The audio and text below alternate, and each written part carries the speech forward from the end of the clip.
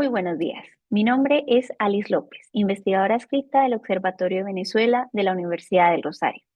Hoy estaremos con ustedes acompañándolos en la presentación del tercer reporte correspondiente a 2025 de la Bitácora Migratoria, un proyecto del Observatorio de Venezuela de la Universidad del Rosario, que hace parte de la Facultad de Estudios Internacionales, Políticos y Urbanos de la Universidad del Rosario y la Fundación Konrad Adenauer CAS en Colombia, con el que cumpliremos este proyecto. En los próximos minutos compartiremos con ustedes el espacio de la bitácora migratoria, que pueden consultar a través de los canales de Facebook y YouTube del Observatorio de Venezuela de la Universidad del Rosario y de la CAS Colombia. Extendemos un saludo a la profesora Francesca Ramos, directora del Observatorio de Venezuela, quien lidera al equipo de investigación de la bitácora migratoria, y a Christine Bessman, representante en Colombia de la Fundación Konrad Adenauer. Los invito a que compartan esta transmisión con el hashtag o numeral Bitácora Migratoria. Y también nos pueden seguir en nuestras cuentas de X e Instagram como @ob_urosario y @cash_Colombia. Hoy compartimos con ustedes nuestros análisis de los principales resultados del seguimiento que les hemos hecho a las políticas migratorias, al Estatuto de Protección de Migrantes Venezolanos y al proceso de integración en Colombia de la población migrante venezolana. En la segunda parte contaremos con nuestra acostumbrada entrevista a la defensora de derechos humanos venezolana radicada en Colombia, Ligia Bolívar. Iniciaremos con María Clara Roballo, investigadora del Observatorio de Venezuela y nuestra especialista en asuntos migratorios, quien les comentará la editorial de este tercer reporte de 2025 de la Bitácora Migratoria, que se titula Aciertos y desafíos de la respuesta migratoria colombiana. Adelante, María Clara. Gracias, Alice. Un saludo especial para todos. Como se mencionó al inicio de esta transmisión, el proyecto de la Bitácora Migratoria es una iniciativa del Observatorio de Venezuela de la Universidad del Rosario en alianza con la Fundación Konrad Adenauer, que ha seguido de cerca la implementación de la política migratoria en Colombia, en particular del Estatuto Temporal de Protección para Migrantes Venezolanos, ETPB. Tras 5 años de trabajo continuo, hoy presentamos nuestro último reporte 2025 y el último del proyecto, con el cual se concluye una serie de 30 publicaciones que están disponibles en nuestra página web. En esta editorial abordamos algunos de los principales fortalezas y debilidades de la política migratoria colombiana.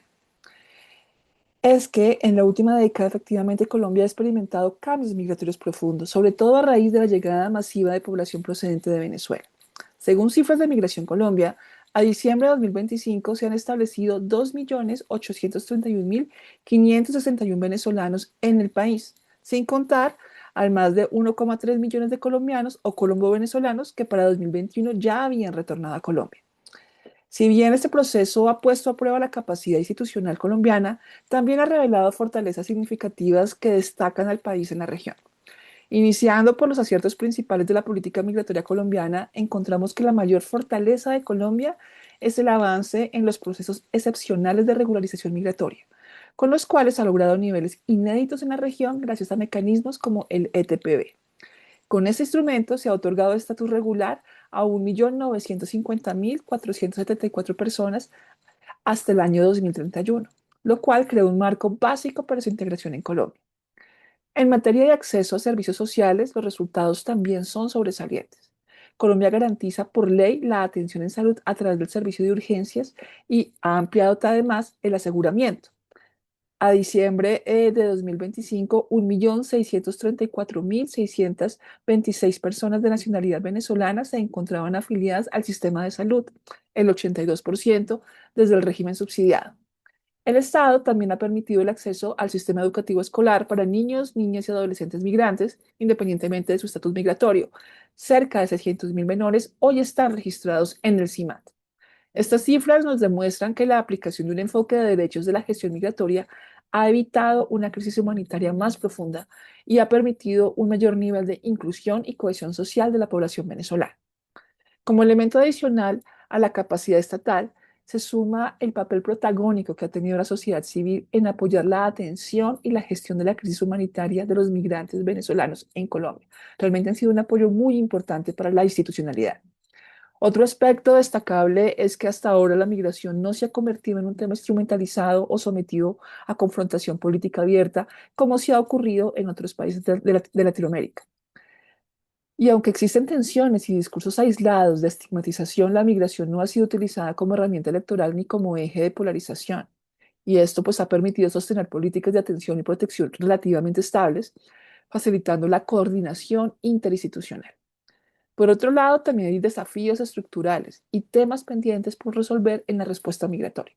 Por ejemplo, la integración laboral formal es un reto prioritario. Aún persisten importantes barreras como la convalidación de títulos en materia de apostillas, hay altos niveles de informalidad económicos y también prácticas discriminatorias en la contratación laboral. De igual forma, el sistema de refugio enfrenta limitaciones importantes. Los tiempos prolongados e indefinidos para resolver solicitudes están generando trámites lentos y poco accesibles, retrasando el acceso a derechos fundamentales de una población creciente con necesidad de protección internacional. Otro desafío es que la gestión migratoria mantiene una alta dependencia de la cooperación internacional para financiar programas sociales y de asistencia humanitaria. Ante la disminución progresiva de estos recursos, como lo hemos visto este y el año pasado, se hace urgente diseñar nuevas estrategias de financiamiento interno que sean sostenibles. Asimismo, la xenofobia sigue siendo un desafío latente que se manifiesta en la cotidianidad. La falta de política pública al respecto potencia el riesgo de que el tema migratorio se instrumentalice en los próximos procesos electorales. En síntesis, Colombia claramente presenta avances que la posicionan como referente regional en política migratoria, pero también retos estructurales que requieren innovación, sostenibilidad y voluntad política. Con esto cerramos el capítulo de la bitácora migratoria, pero el Observatorio de Venezuela, siempre consciente de la importancia que tiene para Colombia y la región comprender a Venezuela y sus dinámicas de movilidad humana, se prepara para abrir un nuevo proyecto en 2026. Espérenlo y muchas gracias por habernos acompañado estos 5 años. Gracias, María Clara. Seguimos con nuestra acostumbrada sección del semáforo de la bitácora migratoria, donde solemos destacar los avances que se han producido en materia de integración migratoria, los temas pendientes y los puntos a los que hay que prestar mayor atención. Comenzaremos con los semáforos rojos, con Ronald Rodríguez, coordinador y vocero del Observatorio de Venezuela. Así es, Alice. Tenemos 4 semáforos en rojo en la bitácora migratoria. El primero, violación de derechos humanos a migrantes venezolanos en el SECOT. Human Rights Watch y Cristosal hicieron la publicación de su informe Llegaron al infierno, al cual le vamos a dedicar una sección completa en este reporte de la bitácora migratoria. No obstante, pues queremos también señalarlo en rojo. La gravedad de los hechos acaecidos con los ciudadanos venezolanos que fueron trasladados de los Estados Unidos a El Salvador y posteriormente revictimizados al ser llevados a Venezuela, muchos de ellos con necesidad de protección internacional, es uno de los casos más escabrosos que hemos vivido a lo largo de este 2025. De ahí la importancia de señalarlo como un semáforo en rojo en materia migratoria en un año donde tristemente los temas migratorios están perdiendo importancia. Asimismo, hay un elemento que queremos destacar en el segundo semáforo en rojo, y es que uno de los elementos fundamentales para todo proceso de integración migratoria es la educación, a la cual también le dedicaremos un espacio en este reporte. Sin embargo, señalamos que en el programa de matrícula cero, esa política gubernamental que permite que jóvenes de los estratos 1, 2 y 3 puedan acceder a educación universitaria, en el caso de este programa se exige en el marco del registro tener nacionalidad colombiana, lo que inmediatamente excluye a los ciudadanos venezolanos. No es un gasto en educación, es una inversión en educación a futuro. Por eso es tan importante que se verifique, se trate de modificar esta dinámica en el programa de matrícula cero para que los ciudadanos venezolanos puedan participar. El tercer semáforo en rojo en esta oportunidad es la responsabilidad de conservar la memoria institucional. Lamentablemente, la página de Facebook de Migración Colombia solo tiene hasta el momento las imágenes y memoria del periodo en que inició el gobierno de Gustavo Petro. Recordemos que la autoridad migratoria tiene la responsabilidad, primero, de conservar el material multimedia que se produjo con dinero, con recursos públicos, y segundo, disponer de ese material para aquellos que deseen consultarlo. La memoria institucional es fundamental preservarla. Y finalmente, El último de los semáforos rojos es el aplazamiento de la Cumbre de las Américas. Se iba a celebrar en este mes de diciembre la Cumbre de las Américas. Lamentablemente no va a ser así. Esto es una oportunidad perdida, más en un año que ha sido particularmente difícil para la migración, en la cual se han criminalizado a los migrantes y muchos países han tomado medidas de contención migratoria. Este era un escenario en el cual se esperaba que se diera la discusión sobre los temas migratorios. Lamentablemente ha sido aplazada para el próximo año 2026. Estos son los semáforos en rojo, Alice. Gracias, Ronald. Veamos ahora los semáforos amarillos con Chomi Laceras, investigadora adscrito del Observatorio de Venezuela. Alice, entre los semáforos amarillos tenemos que el éxodo de venezolanos que salen de su país se mantiene estable en el marco de la crisis militar que se vive en el Caribe con el despliegue de la Fuerza Naval que ha hecho los Estados Unidos, según declaró el alto comisionado de las Naciones Unidas para los Refugiados, Filippo Grandi, quien advirtió que continúa la salida de venezolanos de su país por diferentes razones. Asimismo, señalamos que en 2025 cerca de 600.000 venezolanos perdieron su estatus de protección temporal en los Estados Unidos. La Corte Suprema de ese país ratificó la decisión impulsada por el gobierno de Donald Trump, lo que deja en situación de desprotección y de posible deportación a la gran mayoría de estos cientos de miles de personas, incluso a aquellas que se encontraban en proceso de solicitud de asilo.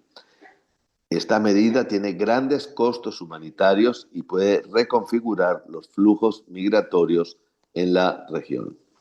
Finalmente, en amarillo, también señalamos que el 15 de octubre, a través del decreto 1081 de 2025, el Ministerio de Relaciones Exteriores creó el Viceministerio de Asuntos Migratorios, Consulares y de Protección Internacional, de cual dependerán la Dirección de Política, Asuntos Migratorios y Protección Internacional y la Dirección de Servicios Consulares, Vinculación de la Diáspora y Retorno. Aunque esta representa una nueva dependencia relevante, sus funciones específicas requieren mayor definición, especialmente en lo relacionado con la integración de los migrantes en Colombia. Gracias, Chomi.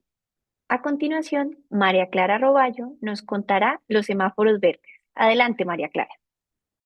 Así es, Alice, finalizo esta sección con dos verdes, los temas que siguen avanzando.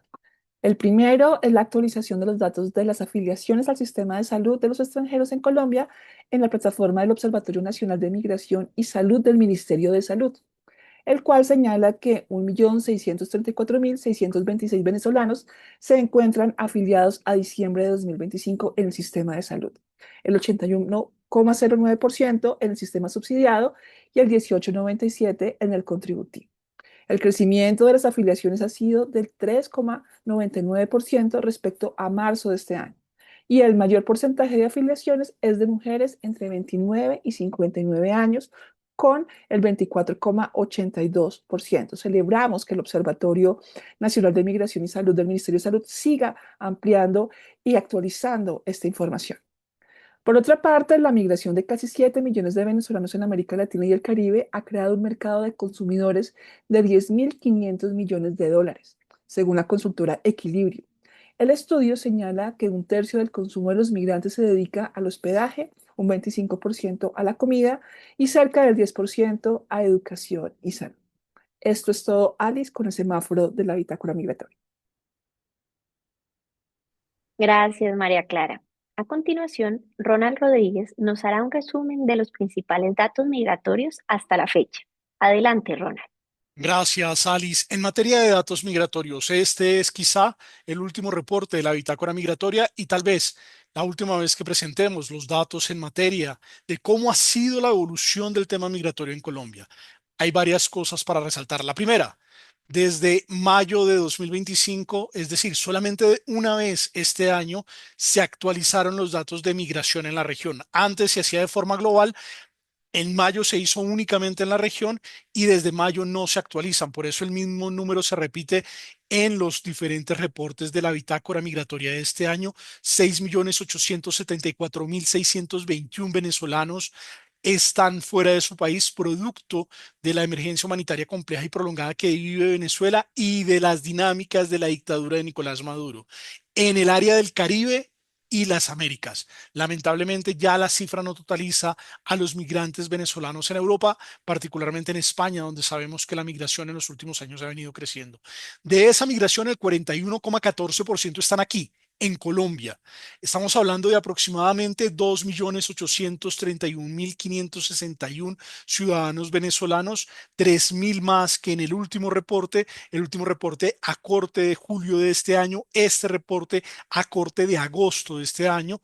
Llama la atención porque una de las características fundamentales es que el número de personas irregulares pasó de 812.410 a 815.064, lo que quiere decir que lo que está subiendo, lo que continúa creciendo es la irregularidad.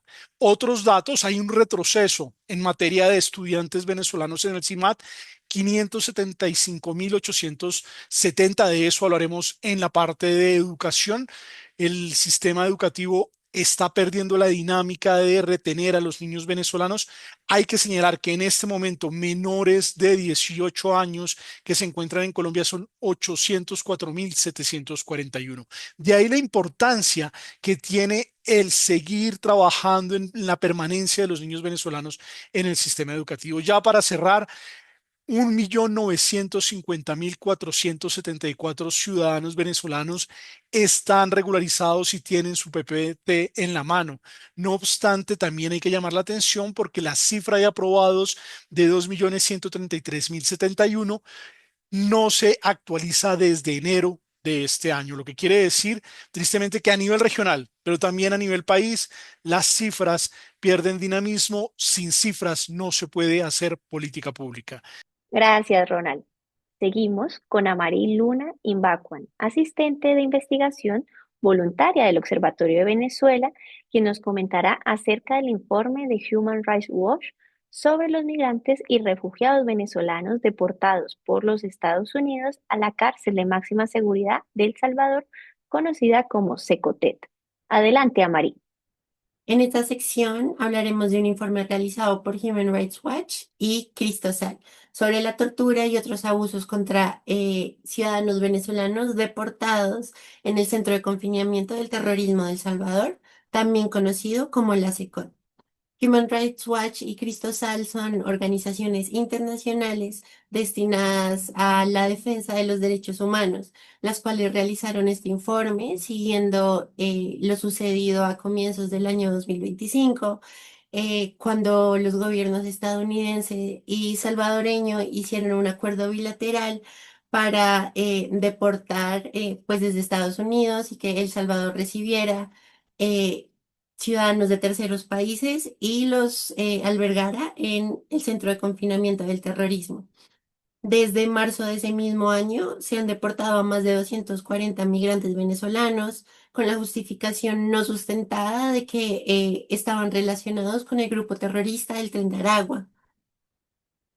Dando un poco de contexto, pues el SECOT es un centro carcelario inaugurado por el presidente salvadoreño Nayib Bukele, conocido por su máxima seguridad y por sus constantes violaciones a derechos humanos. Como se demuestra en la investigación de Human Rights Watch y Cristosal, los venezolanos que estuvieron detenidos allí sufrieron abusos a sus derechos, a su integridad física y su integridad psicológica. Ujú. Cabe resaltar que también se violó el debido proceso y el derecho internacional al deportar a estos migrantes venezolanos hacia un tercer país en el cual no tenían ninguna relación y tampoco se proporcionó ningún fundamento legal o jurídico para su detención en el SECOT. De hecho, casi el 50% de los venezolanos deportados no tenían antecedentes penales en Estados Unidos y solo el 3% fueron penalizados por crímenes violentos en los Estados Unidos. Además, la mitad de los migrantes fueron deportados mientras tenían solicitud de asilo vigente. En cuanto al informe, todos los venezolanos entrevistados afirmaron que sufrieron abusos, tanto psicológicos como físicos, y pues por parte de los oficiales salvadoreños desde el momento en el que llegaron a El Salvador. y se llegó a la conclusión también de que estos abusos no eran casos apartes o distanciados, sino actos sistemáticos cometidos de manera repetida para someter a los prisioneros. Los maltratos variaron desde golpizas repetidas, humillaciones públicas, abusos sexuales, privación de recursos básicos y tratos verbales deshumanizantes. Desde el comienzo de su deportación hasta que estos migrantes fueron liberados y repatriados, se mantuvieron en un régimen de incomunicación, es decir, que no tenían la capacidad de comunicarse con familiares, con abogados o en algunos casos con sus mismos compañeros de celda. Esto también causó una gran afectación a las familias, ya que pues no había ninguna información de pues las personas que se encontraban en El Salvador. En su repatriación a Venezuela, los entrevistados reafirmaron su renuencia de devolverse al país debido a que muchos de ellos enfrentaban violencia y persecución política o por bandas criminales, y también muchos afirmaron que las razones por las que emigraron hacia Estados Unidos no han cambiado, como pues lo son la crisis humanitaria y la crisis económica. En general, pues en el informe las ONG exhortan y pues recomiendan a los gobiernos estadounidense y salvadoreño de publicar la información sobre los acuerdos y sobre los detenidos en el SECOT, y también pues se recomienda que los Estados Unidos deje de deportar a personas de terceros países hacia El Salvador, puesto que se ha demostrado que el gobierno ejerce diferentes violaciones a los derechos humanos, pues en sus centros carcelarios. Y eso sería la información más importante del informe. Muchas gracias. Gracias, Amari.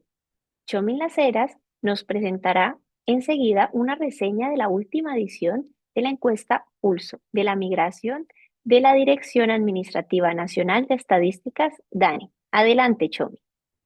Sí, Alice, en la octava ronda de la encuesta Pulso de la Migración que realiza el DANE hemos encontrado algunos hallazgos bien interesantes. Por ejemplo, en lo que tiene que ver con las características del hogar de los migrantes, el 67,7% de los hogares cuenta con la presencia de niños, niñas y adolescentes. El 36% de estos hogares ha tenido dificultades para comprar alimentos y otros productos esenciales por falta de recursos. Se observa asimismo que el porcentaje de hombres conviviendo con su pareja en Colombia es mayor que el de las mujeres, mientras que las mujeres tienen una mayor convivencia con hijos e hijas. Y en esta parte también encontramos que hay una mejora notable en la escolaridad. En comparación con la ronda 6 que tuvo lugar en 2023, en la ronda 8 se registra un incremento del 19,4% de niños, niñas y adolescentes en edad escolar que están estudiando. Un dato muy positivo. En lo relativo a documentación y estatus migratorio, la mayoría de los migrantes posee documentación regularizada. Se trata del 65,6% que tiene el permiso por protección temporal. Otro dato muy positivo. Sin embargo, y esta es la otra cara de la moneda, el 30% no cuenta con ningún documento de regularización. Es decir, hay una brecha todavía importante que es importante que la sociedad y el Estado colombiano se aboquen a cubrir. En lo relativo a salud y seguridad social, el 70% afirma estar afiliado al sistema de salud en Colombia, principalmente mujeres y personas entre 24 y 54 años. Un dato también que ha venido mejorando con el tiempo y que entra dentro de lo positivo. Sin embargo, la falta de afiliación al sistema de salud es la principal barrera de acceso a los servicios de salud, que es lo que menciona el 52,3% de los encuestados. Y solo el 11% está afiliado a un sistema de pensiones en Colombia. Un dato que también entra dentro de lo negativo porque no augura un buen futuro de protección social para los migrantes que viven en Colombia. En lo atinente al mercado laboral, el 64,1% de los migrantes ocupa la mayor parte de su tiempo trabajando. El 32,5% es trabajador independiente. Y una preocupación es la informalidad. El 82,3% de las personas con trabajo tiene un contrato apenas verbal, lo que representa un aumento frente al 78% de la ronda 7. Este es un dato al que las autoridades creo que tienen que prestarle una atención muy especial. El 51,6% trabaja 49 horas o más a la semana, un dato que está por encima del promedio de la población local en Colombia. Y respecto a las barreras para encontrar empleo, la exigencia de documentación que no poseen es la principal barrera para el 43,2% de los migrantes. Finalmente, vamos a referirnos a los temas que tienen que ver con discriminación y xenofobia. El 24,9% de los encuestados se ha sentido discriminado desde su llegada a Colombia. Los lugares donde más ocurren estos hechos son buscando trabajo, 42,2%, en la calle y en los espacios públicos, 31,5%, y en el trabajo, 24,8%. A pesar de un incremento en rondas anteriores, la ronda 8 que estamos ahorita explicando mostró una disminución del 3,7% en la percepción de discriminación comparada con la ronda 7. Un dato también que nos parece que es positivo porque la percepción entre los migrantes de discriminación pues está disminuyendo. Eso es todo, Alice. Gracias, Chomin. Ahora, Ronald Rodríguez nos hará un análisis sobre algunos datos referidos a la situación actual de la población migrante venezolana en el campo de la educación en Colombia. Adelante, Ronald. Alice, en la parte de integración hemos decidido cerrar esta bitácora migratoria, este reporte, haciendo un llamado a las autoridades y a los responsables en materia de educación. Niños, niñas y adolescentes venezolanos por fuera del sistema educativo. Lo que hicimos fue cruzar los datos de Migración Colombia a corte de agosto de 2025. Ellos tienen una división etaria y por género con las bases del sistema de matrícula estudiantil de educación básica y media, que tiene una categoría específica para niños, niñas y adolescentes venezolanos en el sistema educativo. ¿Qué sabemos hasta el momento? Que el 23,89% de los migrantes que están en Colombia, esos 2.831.561, son niños, niñas y adolescentes en edad escolar, es decir, de 5 a menos de 18 años. Lo llamativo es que el 21% de ellos, el 21,54%, estamos hablando de 145.682, están por fuera del sistema educativo, y esto es más grave en las 5 principales ciudades receptoras. Caso de Bogotá. Bogotá, los migrantes en edad escolar representan el 17,95% y están por fuera el 39,03%. Estamos hablando de 41.669 niños, niñas y adolescentes. En el caso de Medellín, representan el 19,62% y están por fuera 15.175 niños. Estamos hablando del 31,99%. En el caso de Cúcuta, que es quizá uno de los más preocupantes por toda la dinámica que tiene la ciudad fronteriza, estamos hablando de una población en edad escolar migrante de 22,10% del total de los migrantes que tiene Cúcuta, de los 216.349, pues el 44,21 están por fuera del sistema educativo. De esos 47.383 niños que deberían estar estudiando, 21.196 están por fuera. Esto es un dato grave para la ciudad de Cúcuta, para las autoridades locales de Cúcuta. Hay que hacer medidas muchísimo más fuertes para que la deserción escolar no avance.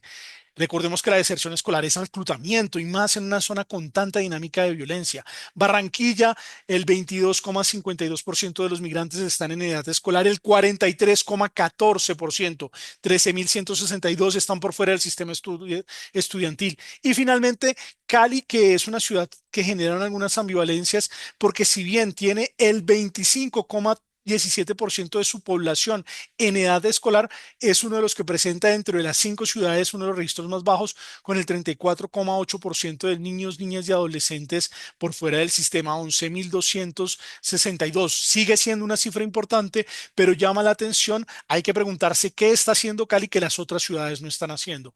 Con este llamado de atención queremos cerrar en materia educativa, señalando, resaltando que la inversión en educación es eso, es una inversión a futuro, no solamente para los niños, niñas y adolescentes venezolanos que están construyendo su proyecto de vida, sino para Colombia, el país donde muchos de ellos ya sin tener la nacionalidad están aprendiendo de cómo funciona el Estado, su relación con las instituciones, su participación política en los gobiernos estudiantiles. Todo el ejercicio de ciudadanía se está construyendo con esos migrantes. Excluir, no permitir que esos niños estén en el sistema sería uno de los errores más graves que incluso repercutiría en dinámicas de seguridad. Así que con esto queremos cerrar este número particular, especial de la bitácora migratoria, señalando la necesidad y la importancia de la inversión en salud. Gracias, Alice. Gracias, Ronald. Para finalizar esta primera parte de la bitácora migratoria, María Clara Roballo nos comentará la reciente creación del Viceministerio de Asuntos Migratorios, Consulares y de Protección Internacional.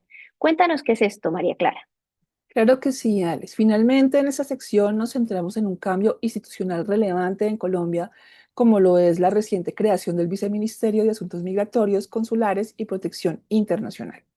Esta nueva dependencia fue establecida por el Ministerio de Relaciones Exteriores mediante el decreto 1081 del 12 de octubre de 2025, con el propósito de fortalecer la capacidad institucional del Estado en materia de gestión migratoria. El nuevo viceministerio absorbió las funciones que previamente ejercía la Dirección de Asuntos Migratorios, Consulares y Servicio al Ciudadano, que dependía de la Secretaría General, y en términos generales es el encargado de liderar la política consular y migratoria del Estado colombiano. La nueva dependencia se organiza en dos áreas principales. Primero, la Dirección de Política, Asuntos Migratorios y Protección Internacional, y también la Dirección de Servicios Consulares, Vinculación a de la Diáspora y Retorno. Su propósito se materializa en funciones claves como formular, orientar, ejecutar y evaluar la política integral migratoria, la PIM. Además, tiene la responsabilidad de asistir al ministro en la ejecución y el seguimiento de instrumentos internacionales vigentes en materia migratoria, consular, en temas de refugio y apatridia. También se encarga de articular los procesos para construir la posición de Colombia en discusiones en foros, instancias o mecanismos regionales y multilaterales. El viceministerio tiene un doble foco: los colombianos en el exterior y los extranjeros en Colombia. En cuanto a los colombianos en el exterior, coordina los planes y la asistencia a los connacionales y retornados. También diseña instrumentos para velar por su bienestar, como en temas de seguridad social, migración laboral y participación política. Respecto a los extranjeros en Colombia, define los requisitos de ingreso y permanencia y las condiciones para el otorgamiento de visas. Un área esencial es la protección internacional. Ahora, esta área será, o este viceministerio será la instancia que preside la comisión asesora para la determinación de la condición de refugiado. A pesar de este mandato amplio que tiene esta nueva instancia, el decreto que lo creó tiene hoy una gran omisión. Es sobre la integración de los migrantes con vocación de permanencia en Colombia, los cuales se acercan a 3 millones de personas y que en su gran mayoría son venezolanos. En la misionalidad de la nueva dependencia no fueron mencionadas funciones ni la implementación de políticas relacionadas con la integración socioeconómica y productiva de esta población, ni con la prevención de la xenofobia. Estos son asuntos cardinales que el viceministerio deberá establecer e implementar para asegurar la sostenibilidad de la política migratoria y la protección efectiva de los extranjeros en Colombia. Esto es todo en esta sección, Alice. Gracias, María Clara, por contarnos acerca de este nuevo viceministerio. A continuación, seguimos con nuestra acostumbrada entrevista, que será acompañada y presentada por Ronald Rodríguez, que conversará con Ligia Bolívar, investigadora del Centro de Estudios de Derechos Humanos de la Universidad Católica Andrés Bello de Caracas y coordinadora de la ONG Alerta Venezuela. Adelante, Ronald.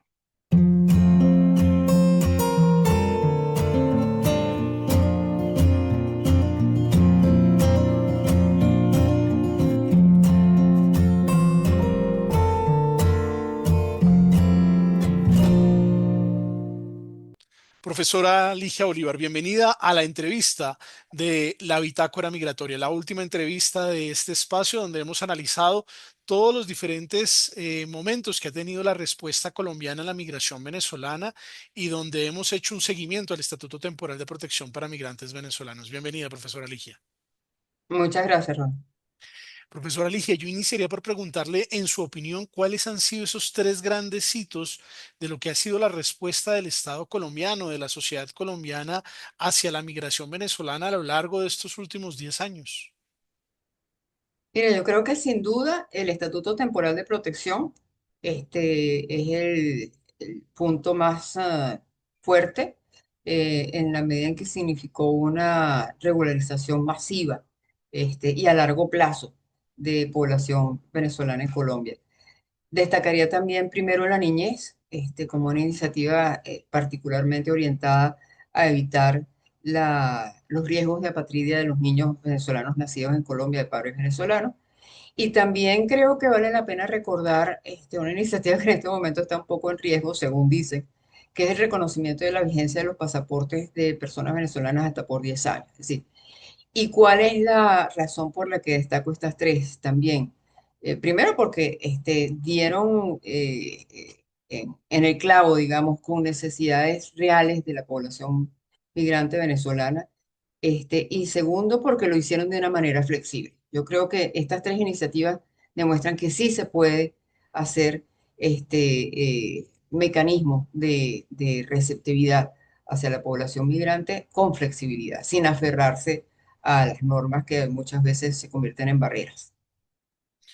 Profesora Ligia, y en la misma línea, ¿cuáles han sido esas principales barreras en el proceso de integración de la población venezolana en Colombia? Para mí el básico es la falta de correspondencia entre ese esfuerzo de regularización con integración. Es decir, el poco valor que tiene frente a una entidad privada y incluso entre algunas entidades públicas, el PPT. Este, Recuerdo que hasta para el pase de conducir no fue una cosa más o menos automática, sino que pasaron meses hasta que alguien dijo, oye, ese numerito que tiene el PPT sirve para sacar un pase de conducir. Entonces, y si llevamos eso a al área bancaria, al área de servicios en general, pues esa ha sido creo que la principal barrera, o sea, no haber logrado ese puente entre esa consecuencia lógica que tendría que tener la regularización hacia la integración. Y un tema en el que usted pues es una de las especialistas, ¿cómo ha sido el desarrollo del sistema de refugio y protección internacional en Colombia en paralelo a estas políticas? ¿Cómo han jugado, cómo se han traslapado, cuándo se han presentado conflictos entre, por ejemplo, el Estatuto Temporal de Protección para Migrantes Venezolanos y la dinámica del refugio, que quizá es una de las políticas que todavía sigue muy atrás en el Estado colombiano, teniendo en cuenta la vecindad que tenemos con Venezuela, que es una dictadura y toda la dinámica que ello implica? Mira, yo creo que sobre esto podríamos tener solamente un programa y nos quedamos cortos, pero bueno, tratando de ser bien preciso, conciso, creo que lo he dicho en muchas oportunidades, el principal problema que tiene el esquema del sistema de refugio en Colombia tiene que ver con su carácter disuasivo y tímido, ¿no? Por otro lado, podemos decir disuasivo en el sentido que no estimula a las personas, por el contrario, hace todo lo posible para que una persona de ninguna manera pida refugio en este país, ¿no? Es poco transparente, hay un secretismo que no tiene ningún sentido, o sea, es difícil conseguir cifras sobre cómo se está implementando, no hay acceso a la sociedad civil, a los canales de interacción que sí que exigen existen en otros países, por lo tanto no es fácil el monitoreo para la rendición de cuentas, para ver qué se está haciendo, cómo se está haciendo. No hay en este momento, y en otros momentos tampoco, un uso de la declaración, de la definición ampliada de refugio por parte de la Declaración de Cartagena, aunque está en el decreto 167, pero no se usa. Solamente se está utilizando la Convención del 55. Y otra cosa que no está adaptado a las buenas prácticas internacionales en muchas áreas, el impedimento de trabajo es una de ellas, que todavía no está solventada. Personas que son solicitantes de refugio no pueden trabajar mientras está haciéndose la solicitud y esa solicitud puede demorar años, entre 3 y 4 años, por lo tanto, eso es una gran limitación. Ahora hay ya una normativa por parte del Ministerio de Trabajo que permite que las personas trabajen. Sin embargo, está limitada por lo que decíamos anteriormente. El numerito del salvoconducto no queda registrado en otras entidades. Entonces, bueno, sí puedes, puedes trabajar, pero no vas a quedar registrado para el resto de las obligaciones laborales para las cuales tiene que registrarte el empleador. Entonces, lo mismo que no poder trabajar porque el empleador tiene en este momento limitaciones para registrar a solicitantes de refugio en otras, con respecto a las obligaciones laborales. Salvo la EPS, con todas las demás está habiendo problemas, incluso para la creación de una cuenta de nómina para la cuenta bancaria. Entonces, sigue habiendo dificultades grandísimas para que una persona solicitante de refugio pueda trabajar, pero tampoco puede recibir otro tipo de ingresos porque entonces estaría actuando en contra de la ley. Entonces, la persona está quedando básicamente al riesgo de lo que es el trabajo informal y de la misma trata, ¿no? Ese es otro gran problema. El tiempo indefinido que decíamos antes, la extensión de la vigencia del salvoconducto que se dio hace como 3 años, eso fue todavía en el gobierno de Duque, que se pasó de 90 días a 180. Bueno, muchos lo vieron como algo bueno, yo lo veo como algo muy malo porque lo que se está es corriendo la arruga de la responsabilidad del Estado en tomar una decisión. O sea, es una decisión que se tomó más bien en función de las limitaciones de la administración, no en función de las necesidades de las personas, ¿no? Tenemos una decisión, una sentencia de la Corte Constitucional que obligaba a la Cancillería a una serie de cambios en 6 meses. Ha pasado más de un año sin que se hayan puesto en práctica estos cambios, y todo lo solicitado por la Corte Constitucional. Y en relación con eso que tú preguntabas sobre los conflictos o tensiones entre el PPT y la figura del refugio, creo que la clave estuvo en esa obligación que hubo, que fue más de hecho que de derecho, hay que decirlo. O sea, fue una práctica bastante lamentable, condenable, diría yo, por parte de la Cancillería, de obligar a los solicitantes de refugio a renunciar a la solicitud de refugio para poder tener el PPT.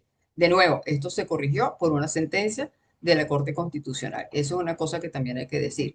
Gran parte de los derechos que hoy tienen los migrantes y refugiados, no solamente venezolanos, sino de cualquier nacionalidad, en Colombia, no se deben a avances de la administración, sino a sentencias por parte del Poder Judicial, específicamente por la Corte Constitucional. O sea, ha sido por la vía de la corrección de los errores de la administración que se ha logrado estos avances en derechos. Y eso no debería ser así. La administración tendría que tener conciencia de que los migrantes y los refugiados tienen una serie de derechos. Profesora Ligia, la crisis venezolana transformó las dinámicas migratorias en la región. Antes los colombianos nos íbamos para Venezuela, ahora los venezolanos ya son 2.828.195 en territorio colombiano, según los últimos datos que tenemos de Migración Colombia. ¿Cómo hacer? ¿Cuáles son las principales lecciones que nos deja todo este proceso de movilidad humana en la región? Y teniendo en cuenta también el momento triste en el que nos encontramos, en el cual muchos gobiernos están poniéndole talanqueras e incluso criminalizando a los migrantes en un discurso que puede llegar a ser muy negativo. ¿Cuáles son esas lecciones que nos quedan de este fenómeno de movilidad humana y sobre todo de lo que viene para él? Mire, yo creo que la principal lección es que es necesario y posible, como decía al comienzo, implementar medidas flexibles, sin aferrarse a legislaciones que son incluso anteriores al momento de esta crisis migratoria. Eso vale para Venezuela, para Colombia como para el resto de los países de la región. Creo que esa es la principal lección positiva que se puede dar. Eh, pero no sé si hemos aprendido muchas otras lecciones para el bien, ¿no? Parece que los países han aprendido más lecciones para obstaculizar el ingreso y la permanencia a través de la militarización, por ejemplo, el caso de Perú-Chile, la externalización con participación, incluso la externalización por parte de Estados Unidos, incluso con la participación de la Organización Internacional para las Migraciones y la Oficina del Alto Comisionado de las Naciones Unidas para los Refugiados. O sea, una externalización que involucra incluso organismos internacionales de la peor manera y que ha incurrido incluso en acción con daño, ¿no? Algunas cosas se flexibilizaron, sí, para los venezolanos, pero tampoco hemos visto que esto tenga beneficios para otras nacionalidades, ¿no?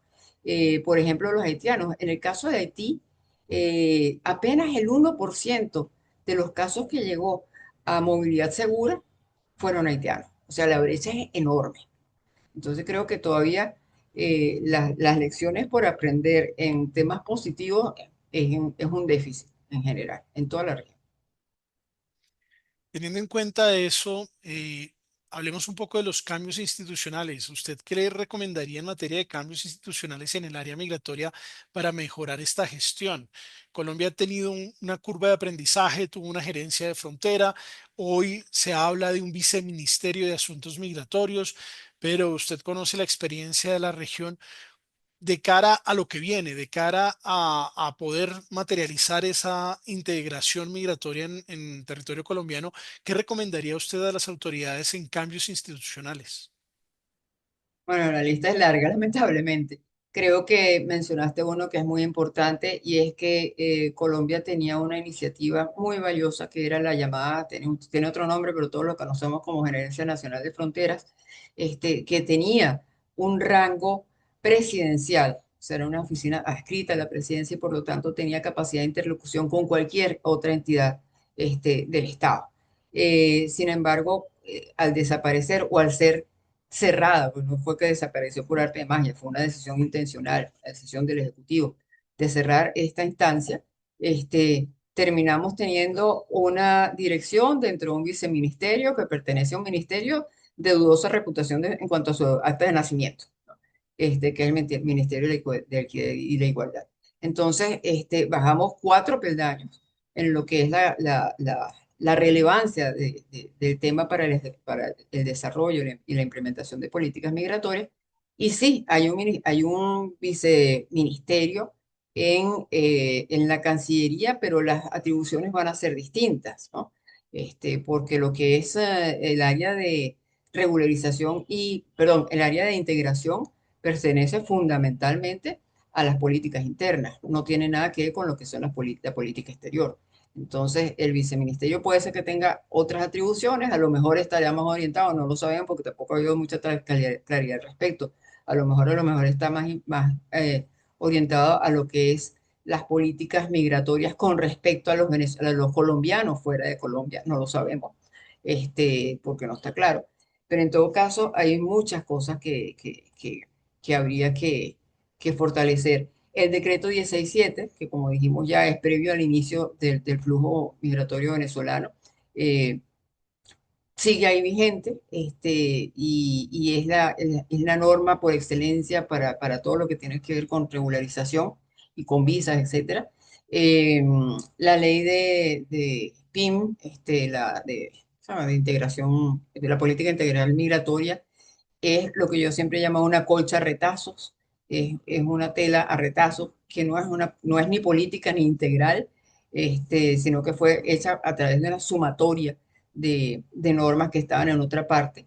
Y que no solamente no hay una integración de ellas en una sola ley, sino que tampoco hay una sola autoridad que esté detrás de esto, ¿no? Que pueda tener ese rol principal, armonizador de todas las políticas en el país. Uno de los temas en este 2025 que termina, sin lugar a dudas, ha sido la llegada de Donald Trump y su impacto en la política migratoria. ¿Cómo ha incidido la respuesta de Donald Trump al tema migratorio en la región? ¿Cuál es el efecto que causa en las diferentes instancias, tanto nacionales, pero incluso de cooperación, la llegada del presidente de los Estados Unidos y lo que ha hecho a lo largo de este año? ¿Cómo lo ve usted, profesora Ligia? Mira, ha incidido mucho y para mal, para muy mal, diría yo. Es decir, hoy en día nadie se atreve a usar un lenguaje, nadie se atreve a usar públicamente un lenguaje políticamente incorrecto al referirse a las mujeres, a la población LGBT, a los niños, a la población afrodescendiente, a las personas indígenas o con discapacidad, por ejemplo, ¿no? Pero nadie se inhibe de usar un lenguaje despectivo contra los migrantes. Trump llegó para soltar esos demonios de la xenofobia y ahora todos se sienten, en el sentido más negativo de la palabra, empoderados para seguir esa ruta. Y lo estamos viendo en cosas tan sencillas como el cierre de esta línea de migración a la que pertenece este programa, por ejemplo. Este proyecto del Observatorio de Venezuela en la Universidad del Rosario. Es decir, estamos viendo que en Chile, en Perú, en Europa, en muchos países, cobra fuerza el discurso antimigrante, incluso como bandera principal en las campañas electorales, ¿no?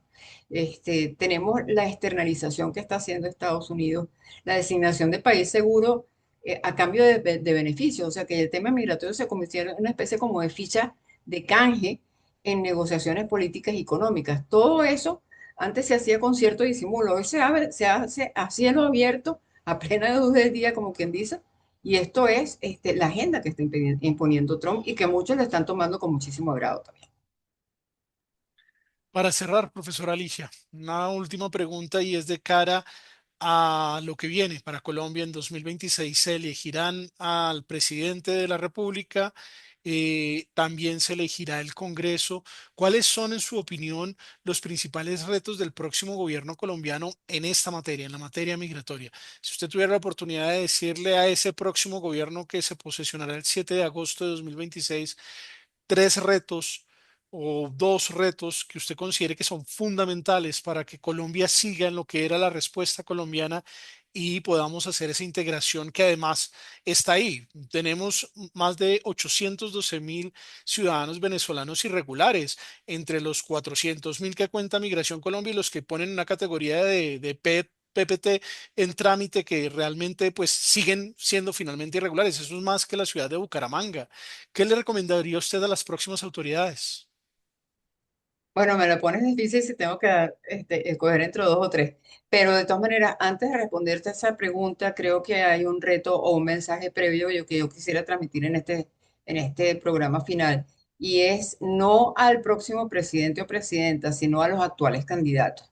Que no se convierta el tema migratorio en una bandera durante la campaña alimentando la xenofobia. Eso es un ejercicio dañino no solamente para la migración, es dañino para el país. Es dañino para el país porque divide, genera desconfianza. Y eso no puede ser aceptable desde una perspectiva de derechos y menos entre países que supuestamente comparten los mismos valores democráticos.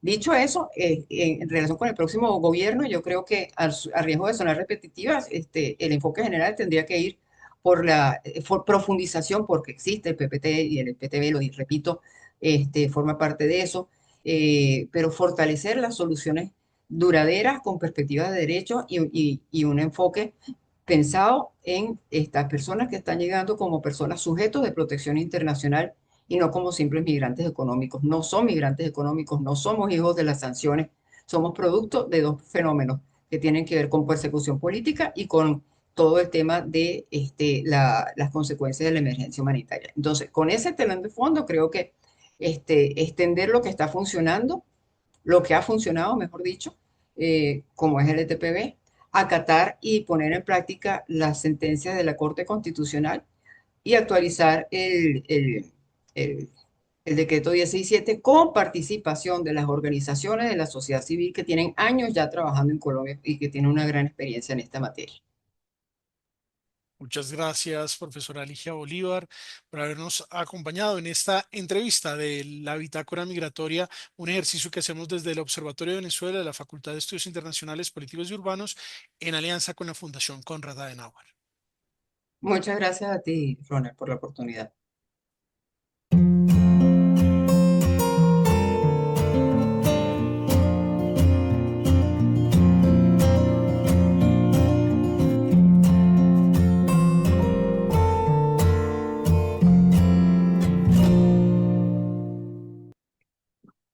Muchas gracias por esta entrevista. Hemos llegado así al final de nuestra presentación del tercer reporte de la Bitácora Migratoria, correspondiente a 2025. Ahora a través de YouTube.